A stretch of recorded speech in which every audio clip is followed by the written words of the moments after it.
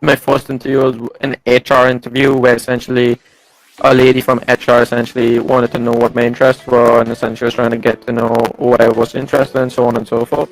My second one was a problem solving test, which I had to give an aptitude test online. My third one was I had to give 3 interviews with McKinsey consultants in one after the other. And my fourth one was like a final round of interviews, like a final super day where you go like on site and you're interviewing with like partners and senior partners. That was the structure. Okay. And what are your current responsibilities at McKinsey? So that's the good and bad of consulting. You never get to get comfortable. Or once you get good at something, they always keep pushing you further and further and further and take more responsibilities. But I think I can't really answer that question because each role is so different. I mean, each engagement that I do is so different. Like, for example, so far I've been on 5 engagements since I started a year ago. And when I say engagement, these are essentially projects. You're working at different client sites and different client contexts. So, and pretty much each of them would typically be 2 to 3 months.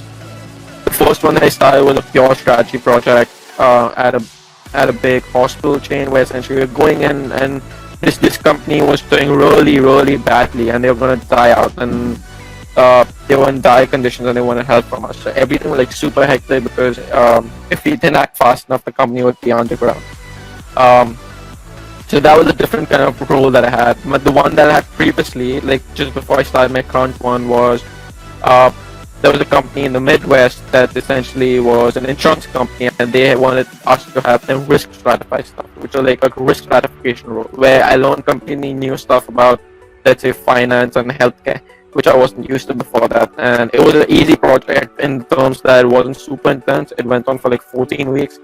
And it was fairly even. And then the one before that was I was Scranton, New Jersey, working for a pharma company, and I had a different role out there where I helped them set up like a new department to track performance.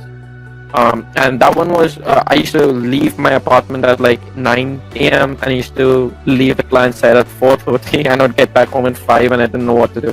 Whereas the one that I'm staffed on right now is on the West Coast. I'm taking flights back and forth between New York and the West Coast every week, and I hardly have any time to even sleep.